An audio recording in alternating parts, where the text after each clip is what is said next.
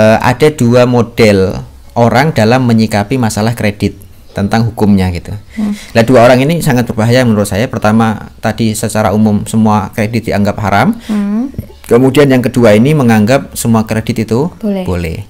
Nah, kita mesti harus mendudukkan masalah dari sisi model transaksinya dulu. Kapan kita harus mengharamkan dan kapan tidak mengharamkan. Nah,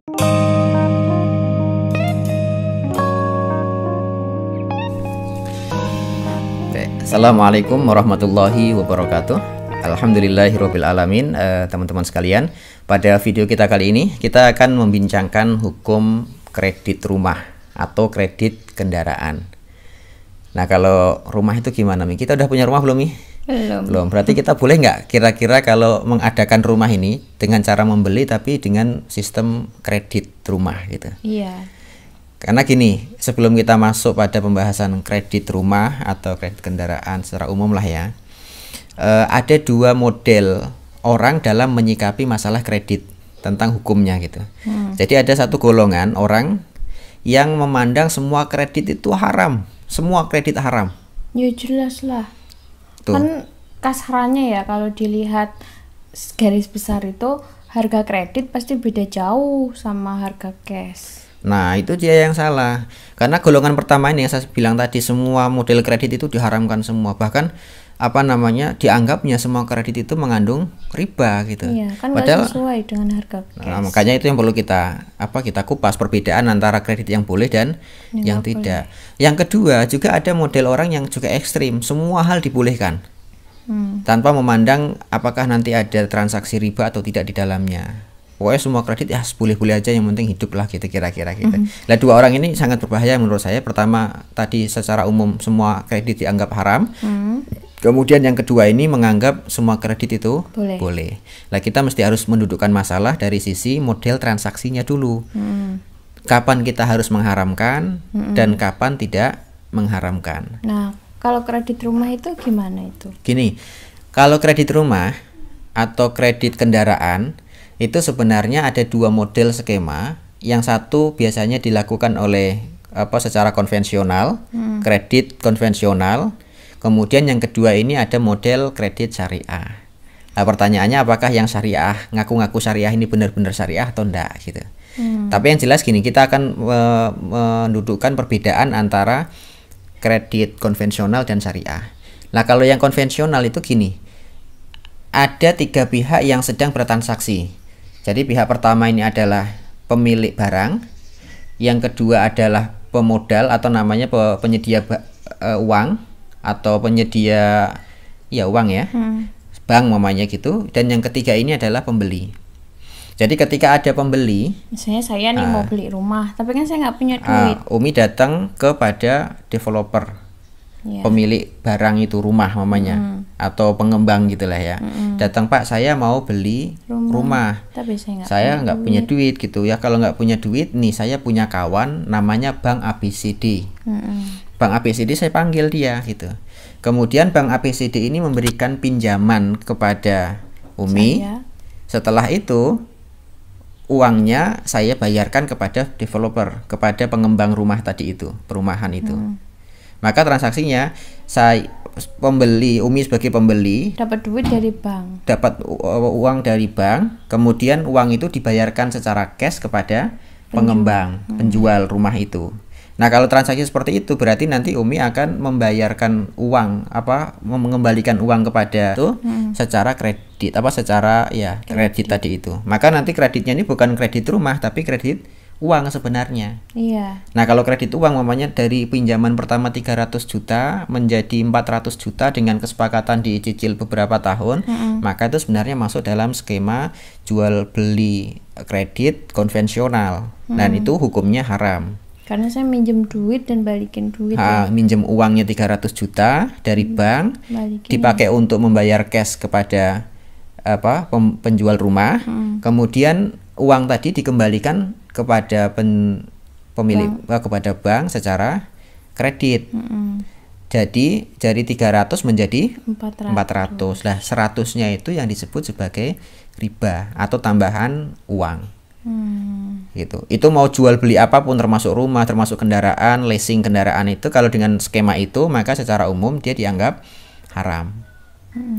Karena jelas di dalamnya ada unsur riba. Lah nanti perbedaannya dengan jual beli kredit syariah itu seperti apa termasuk rumah ini gitu. Mamanya tadi tiga pihak juga, ini kembali lagi. Pihak pemilik rumah, developer, kemudian ada pembeli, kemudian ada bank. Sama, si pembeli ini datang ke pemilik rumah pertamanya. Saya mau beli rumah tapi kredit boleh nggak? Kata penjualnya, saya nggak bisa menerima kredit, saya bisanya cash gitu. Nah kalau gitu sampean datang aja ke bank gitu. Kemudian kata bank ini apa?